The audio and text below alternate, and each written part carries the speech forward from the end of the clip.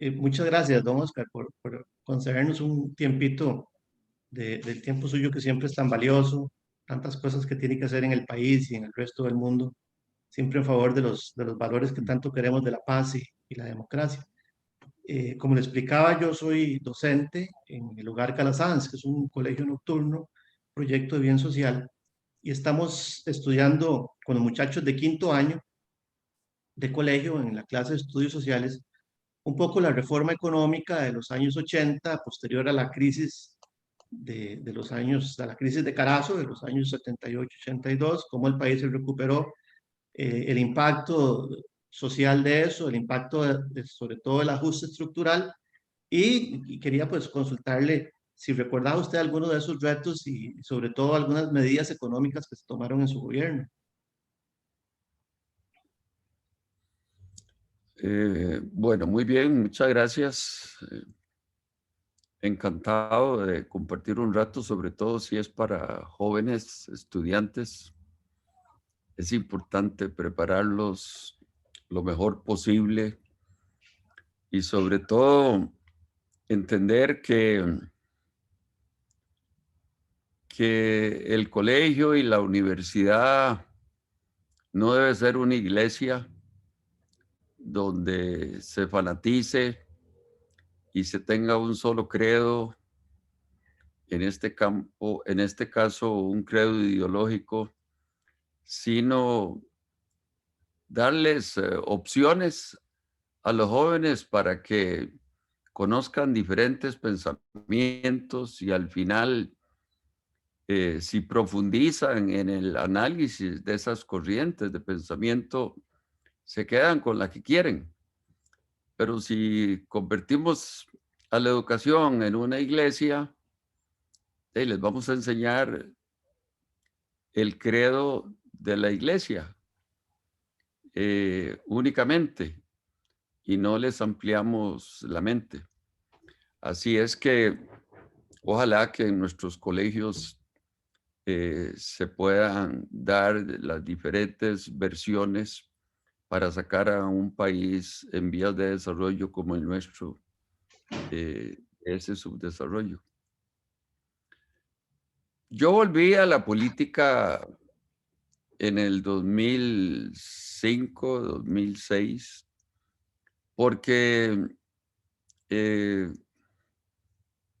nadie quería, para usar una expresión muy tica, comprarse el pleito de impulsar el Tratado de Libre Comercio que había negociado el gobierno anterior de don Abel Pacheco con los Estados Unidos. Y cuando ya todos los países vecinos nuestros de Centroamérica, más República Dominicana, lo habían aprobado, lo habían ratificado, porque los congresos o parlamentos de todos estos países ya lo habían aprobado. Incluso un gobierno de izquierda, que se dice izquierda por lo menos como el de Daniel Ortega, ya lo había aprobado. Y Costa Rica no. Y lo simpático era que contra el TLC el 70% de la población y en contra de las aperturas de monopolios públicos también, todo el mundo. Y yo fui el conejillo de Indias que dije que sí, que volvía a la política para impulsar estas cosas. Y recuerdo haber recibido en mi casa, por ejemplo, a don Albino Vargas, que me dijo que si yo iba a ser candidato, él me lo quería decir, pero yo le voy a quitar a usted 150,000 votos.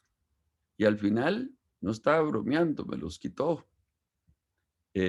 Igual sucedió con los estudiantes universitarios y los profesores universitarios, que para mi sorpresa, porque difícilmente uno en una universidad alemana, inglesa, francesa, norteamericana, eh, sueca, noruega, finlandesa, se va a encontrar a profesores universitarios en contra del libre comercio. Es todo lo contrario. Quienes están en contra del libre comercio son los políticos. Y los políticos están por una razón.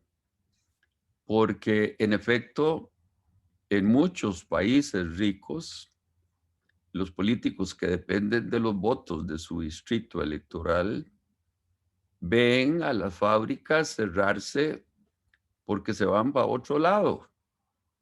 Se vienen a América Latina, se van para China, se van para Filipinas, se van para el Asia, se van para Camboya, para Vietnam, y se vienen a Costa Rica, y si no, es cuestión de ir a ver los parques industriales y las zonas francas nuestras, en Heredia, en Alajuela, ahí en el Coyol, en Cartago, repletas de fábricas fundamentalmente norteamericanas, porque aquí se ha formado de estos aparatitos que son usados en hospitales de todo tipo, y nos hemos especializado en eso, y entonces nos hemos llenado de este tipo de empresas que pagan buenos salarios, que a veces exigen inglés, y entonces si no podemos crecer más es porque no damos abasto con estudiantes que aprendan inglés en sus colegios más o menos bien, porque en el trabajo van a requerir ese idioma. Entonces, por ejemplo, cuando uno ve a Donald Trump, que por suerte ya lo sacamos de la casa presidencial, Por ahora. porque por ahora sí, el presidente más inculto, más xenófobo, más misógino, más poco inteligente que ha habido desde los tiempos de George Washington. Y bueno, lo sacamos por ahora, como usted dice. Ese señor decía, yo estoy viendo cómo se están yendo los empleos para China, y entonces vamos a acabar con el libre comercio que tenemos con China, y le vamos a poner impuestos a productos importantes de China, como el acero. Al final, ¿qué fue lo que logró? No ayudó al consumidor norteamericano, ni tampoco redujo el desbalance comercial con China. Lo que hizo fue que los importadores de productos chinos y de materias primas chinas, como el acero, tuvieran que pagar un precio más elevado, subiendo el producto final al consumidor. Y esa es la razón de ser del libre comercio. Es decir, que nos bajen los aranceles, los países ricos, para nosotros poder penetrar esos mercados sin pagar impuestos. Y de igual manera lo hacemos nosotros. Aunque la desgravación es más rápida en los países ricos que en los países emergentes como el nuestro. A veces nos tomamos 15 años o 20 años o 10 años, mientras que los países más ricos pueden darse el lujo de desgravar los productos que nos van a importar a nosotros en un plazo muchísimo menor, de 5 años o de manera inmediata. Esa es la realidad del libre comercio. Aquí se discutía que tener libre comercio con Estados Unidos, siendo un país tan grande, de que la ballena se iba a comer a la alumina, se la iba a tragar, y que todo iba a ser en perjuicio nuestro, cuando es todo lo contrario. Tener acceso a nosotros a un mercado de 325 millones de personas como el norteamericano es una gran cosa. Mientras que para Estados Unidos, tener acceso a un país de 5 millones de habitantes como nosotros, o a todo Centroamérica y República Dominicana, como era CAFTA, el TLC con Centroamérica y República Dominicana, es un área muy pequeñita de gente. Entonces, los que íbamos a ganar con la apertura de un mercado de 325 millones de gente, y siendo Estados Unidos sobre todo el principal socio comercial que tiene Costa Rica y que tiene Centroamérica. Don Oscar, y Sí. todo eso sobre el Tratado de Libre Comercio que fue en su segunda administración, sobre libre comercio. Nos interesa un poco el tema de la renegociación de la deuda externa y el ajuste estructural en su primera administración, entre 1986 y 1990. ¿Recuerda usted también eso? Que por supuesto complementa todo el tema, o más bien inicia todo nuestro proceso hacia el libre comercio. Sí, pero terminemos con este tema Sí, del señor. libre comercio, porque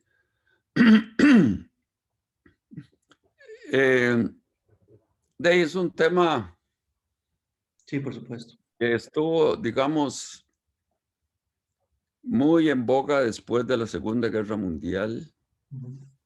Las economías comenzaron a abrirse y la literatura económica es muy rica en este sentido de las ventajas que tiene el libre comercio en contraposición al proteccionismo. Valga decir, subir aranceles o mantener los aranceles que hemos tenido desde hace mucho tiempo, ¿verdad? Y no reducirlos, ya sea negociándolos de manera bilateral con otro país o con otra región, porque digamos el TLC fue solo con Estados Unidos, pero después del TLC, en mi segundo gobierno, yo negocié con Europa. Ujú. Y entonces la señora Merkel y Rodríguez Zapatero, presidente de España, me ayudaron mucho y mi gobierno llevaba la voz cantante por toda Centroamérica. O sea, Ujú. fue la primera región en el mundo que negoció un tratado de asociación, así se llamaba, y no solo de libre comercio, porque incluía también la cooperación.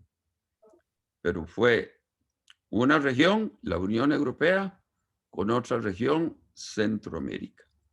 Después negociamos con China, después negociamos con Singapur y no seguimos porque ya no nos alcanzó el tiempo.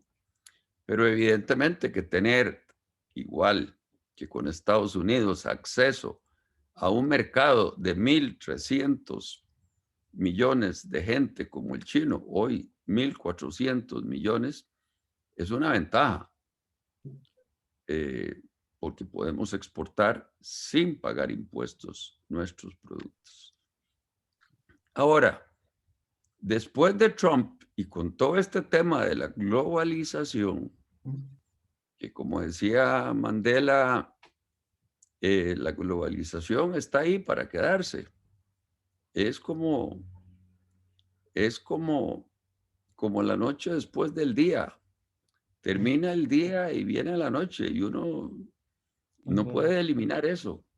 Y la globalización es un poco parecido, ¿verdad? Entonces, muchos países ricos se han vuelto un poquito más proteccionistas, en perjuicio de los países pobres del África, de Asia y de América Latina, que necesitamos las puertas abiertas para poder exportar. Eh, como decía Winston Churchill, uno nunca ha visto a dos perros intercambiar huesos. Ellos no saben lo que es intercambiar huesos. En cambio, nosotros, los seres humanos, intercambiamos cosas desde hace miles de años. Cuando uno está chiquito, intercambia los juguetes con el vecino o con el primo o con los amigos. Esto es algo que es muy propio de los seres humanos y lo hacemos porque es beneficioso. Y la literatura, como le digo, Max, está repleta de ejemplos. El economista, si yo tuviera que recomendar alguno, recomendaría a Martin Wolf, W-O-L-F, que escribe hoy en día en el Financial Times y que ha escrito muchos libros sobre este tema, igual que tantos economistas en el mundo. Pero este en particular ha hecho comparaciones entre el crecimiento más acelerado de un país con un comercio más libre y el crecimiento más lento con un país proteccionista. Ahora, si quiere, podemos ir a la pregunta para hablar de mi primer gobierno. En mi primer gobierno, Sí, señor. lo que más recuerda a la gente, y no necesariamente los jóvenes, los estudiantes, como sus estudiantes, Eso no habían nacido, yo es creo. que, ah, No habían ni nacido, estaban en eso. así es que, que Costa Rica jugó un papel importante en la pacificación de Centroamérica. Ujú. Y que cuando los costarricenses me eligieron a mi presidente en 1986, Guatemala, El Salvador y Nicaragua estaban en guerra. Y que era una guerra que libraban las dos superpotencias, porque estábamos en medio de una guerra fría que nació después de la Segunda Guerra Mundial y que no terminó hasta 1990 y 1991, cuando desaparece la Unión Soviética. Y recuerde que en el año 89, en noviembre del año 89, se cayó el muro de Berlín. Y entonces comenzó a desaparecer la Unión Soviética, se desintegró y los países del Pacto de Varsovia, todo el mundo socialista, también dejó de ser socialista, no solo Alemania, sino que Polonia, Hungría, Rumanía, etcétera, etcétera, etcétera, Checoslovaquia, etcétera. Bueno, entonces a mí me tocó presentar un plan de paz porque había que ir a apagar el fuego, el incendio en el país vecino, que era Nicaragua, antes de que las llamas de Nicaragua nos incendiaran también nuestro país. Y por eso presenté un plan de paz que tuvo la oposición del presidente Reagan de Estados Unidos, el presidente Gorbachev de la Unión Soviética y de Fidel Castro. Sin embargo, para hacer una larga historia muy cortita, al final yo logré convencer a mis colegas centroamericanos y en la ciudad de Guatemala, en agosto del 87, firmamos el plan de paz. Y con el tiempo silenciamos las armas en la región. Costa Rica fue reconocida en el mundo porque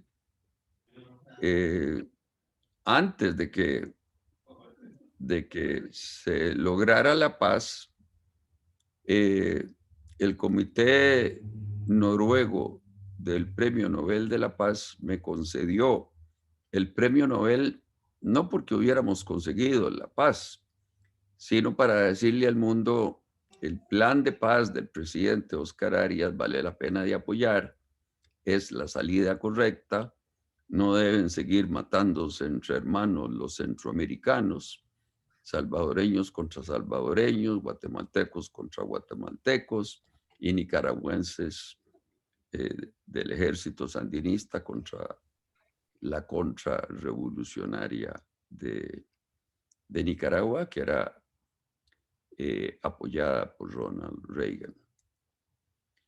A la par de eso, algo que nadie recuerda es que yo me negué a pagar la deuda externa y nos sentamos a renegociarla con nuestros acreedores. Eso nos tomó 4 años. Sencillamente en la primera reunión, el presidente del Banco Central le dijo a los bancos acreedores: quiero decirles que no les vamos a pagar. Eduardo Lizano era, Y ¿no? Eduardo Lizano. Sí, y entonces ahí se pararon de manos, pero cuando me otorgaron el premio,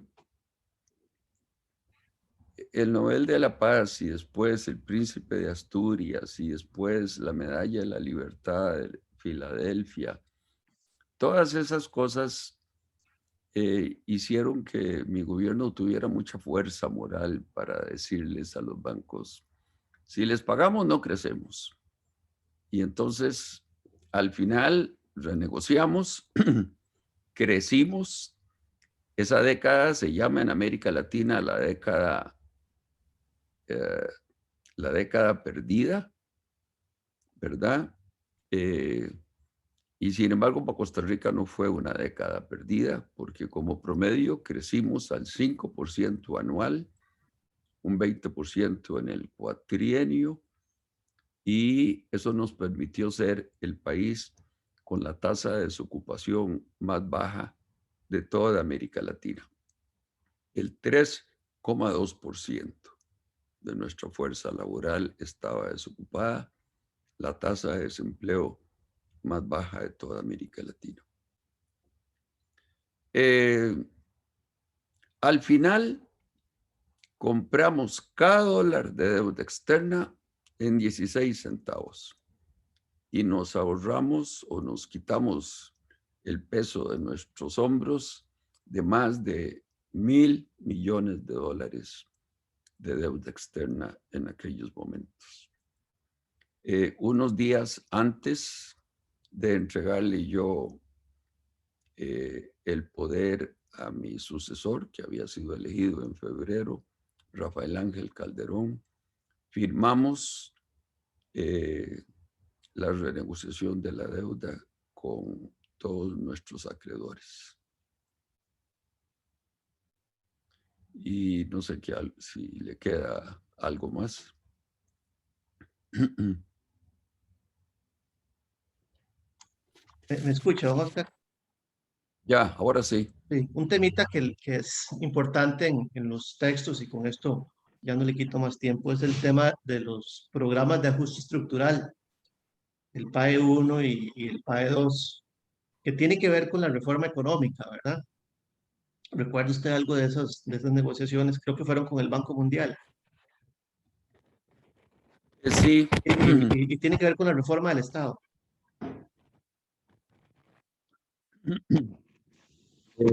Ahí se comenzó, pero todavía estamos en eso.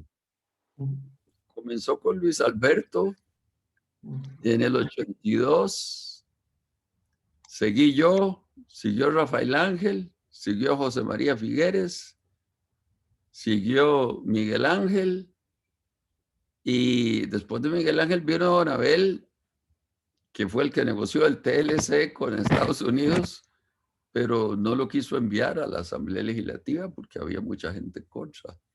Pero esto ha sido un camino largo, ¿verdad?, que hemos recorrido. Y ahora estamos en lo mismo.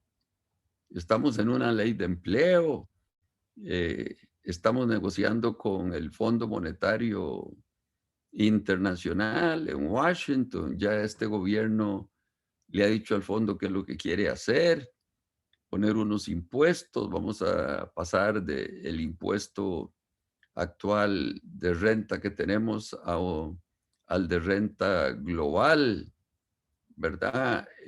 Unificando todos los ingresos para pagar un poco más.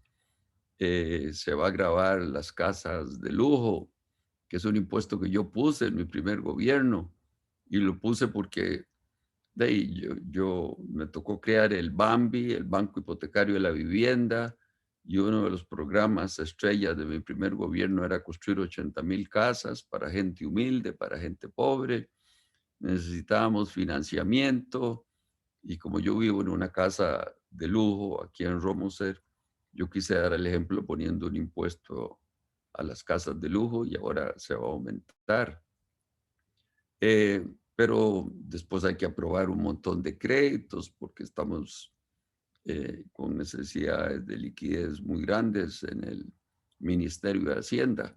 O sea, ha sido un largo recorrido que comenzó con los PAES, ¿verdad? Programas de ajuste estructural, y todavía estamos en eso. Hoy estamos en una negociación con el Fondo Monetario Internacional. En el año 84, estando Carlos Manuel Castillo de presidente del Banco Central, él decidió bajar los aranceles de manera unilateral. No le estábamos pidiendo a nuestros socios comerciales que hicieran lo mismo. Costa Rica decidió, porque era conveniente, vamos a bajar nuestros aranceles para ir poco a poco insertando esta economía en la economía mundial. Y hoy la ventaja del libre comercio es que nos permite exportar más productos y bienes.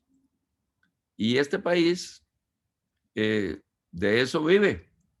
Y esa es la locomotora que nos hace crecer y generar empleo y poder pagar mejores salarios, las exportaciones. ¿Por qué? Porque, como decía yo, cuando me obligaron a ir al referéndum en el segundo gobierno para dilucidar si aceptábamos eh, si aceptábamos el Tratado de Libre Comercio o no. Este es un país eh, que produce lo que no consume y consume lo que no produce. O sea que estamos condenados a ser los fenicios del siglo XXI, a importar y a exportar, ¿verdad? Tenemos que importar nuestros buses, nuestros automóviles, nuestros generadores para las plantas hidroeléctricas que no producimos, y producimos un montón de cosas, productos agrícolas y también bienes industriales muy sofisticados. eh, Como hablábamos antes, casi todos producidos en los parques industriales, y eso no lo consumimos, sino que tenemos que exportarlo. Y entonces de ahí, el libre comercio va a estar con nosotros durante toda la vida, porque de eso vivimos. Y esa es la locomotora que nos hace crecer y generar empleo y pagar impuestos, etcétera, etcétera. Bueno, don Oscar, yo creo que con todo esto que nos ha contado de las experiencias de sus dos gobiernos, la importancia del libre comercio, la importancia para Costa Rica, que todavía es mayor, ¿verdad? Del libre comercio y la apertura comercial, de los inicios de la reforma del Estado y su relación con el proceso político, ¿verdad? Y cómo los avances en materia de paz y democracia nos permitieron también ventajas en la parte económica, esa relación entre la política y la economía y los resultados sociales queda muy claro también en todo lo que usted nos contó y que bueno, son parte de una historia que estamos estudiando aquí en estudios sociales y que queremos pues conocer las versiones, y en este caso pues la versión de los protagonistas, como fue usted desde entonces y sigue siendo todavía, don Oscar. Yo le quiero agradecer mucho, de verdad siempre, y bueno, Hay, quisiera pedirle que cierre con un mensaje para los muchachos de quinto año de colegio. hay una cosa, Max, Sí, que señor.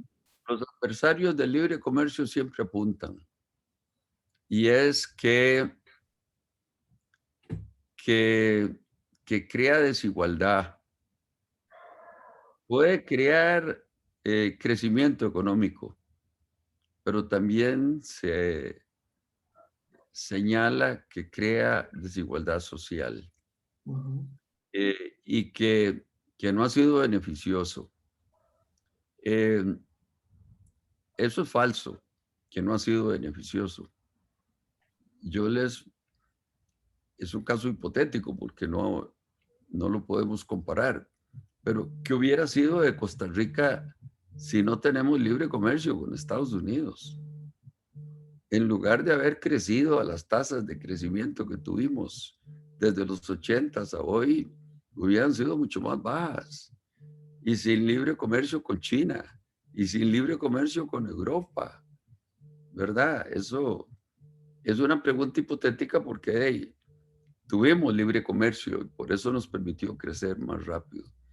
Y luego la desigualdad se corrige con una reforma tributaria más progresiva.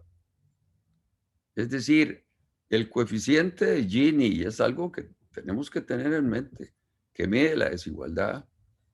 En América Latina, para no solo hablar de Costa Rica, porque esto es cierto para toda América Latina, no cambia antes de pagar impuestos y después de pagar impuestos.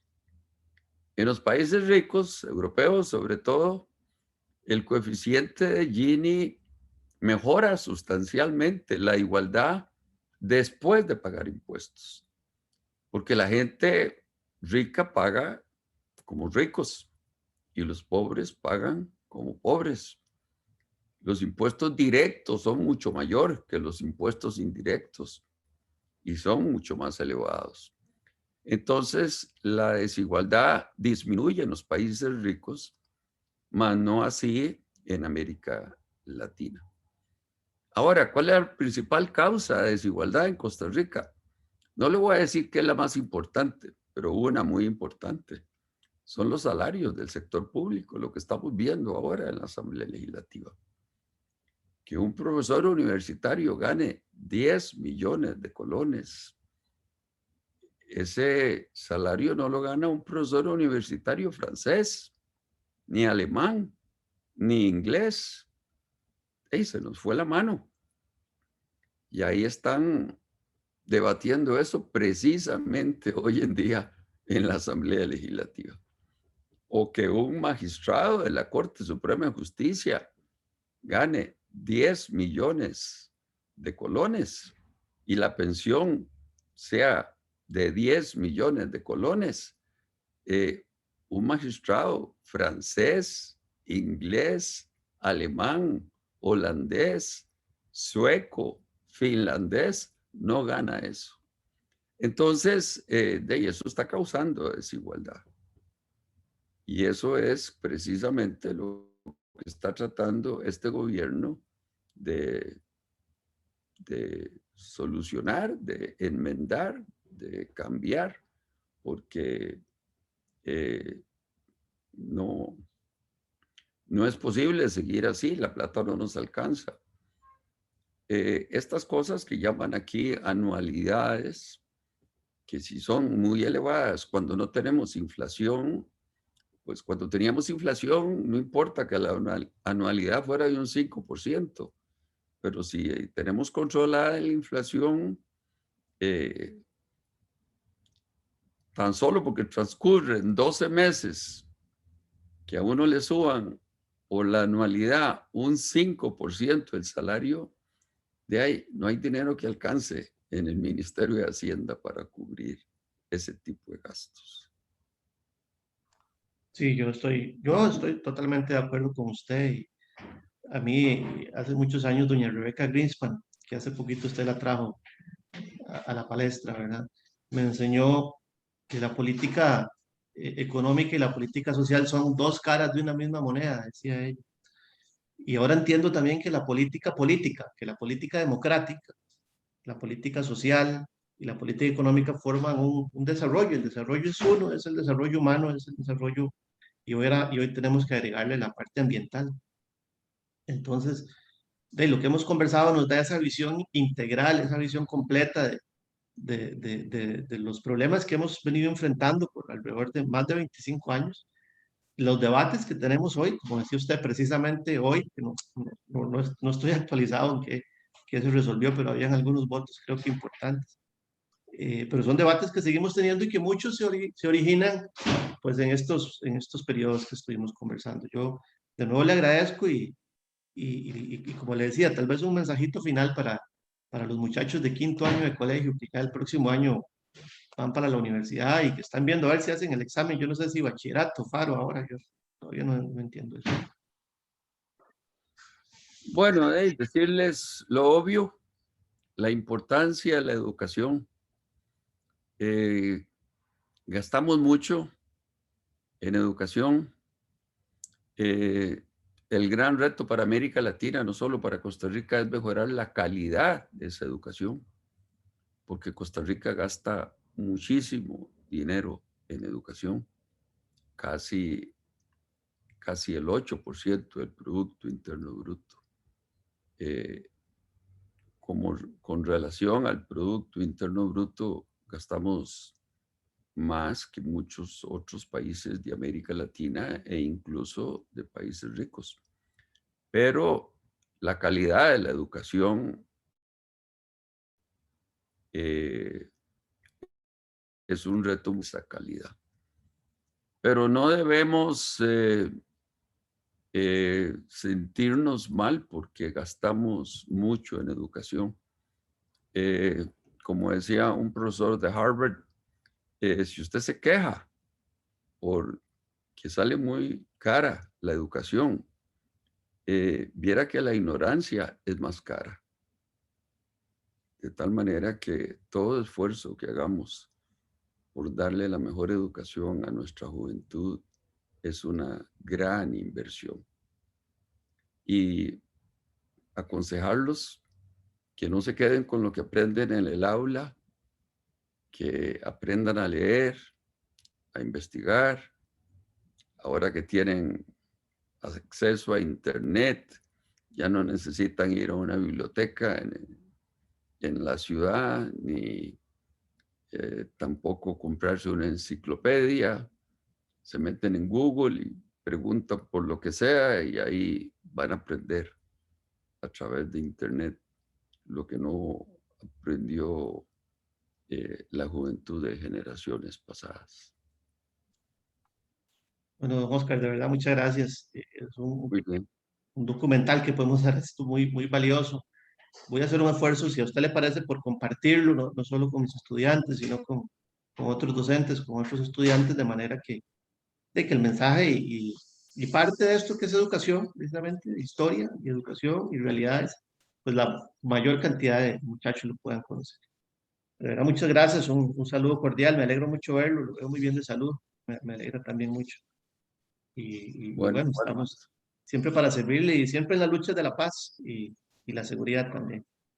Un muy gusto, bien. Oscar. Muchas gracias de corazón. Un abrazo.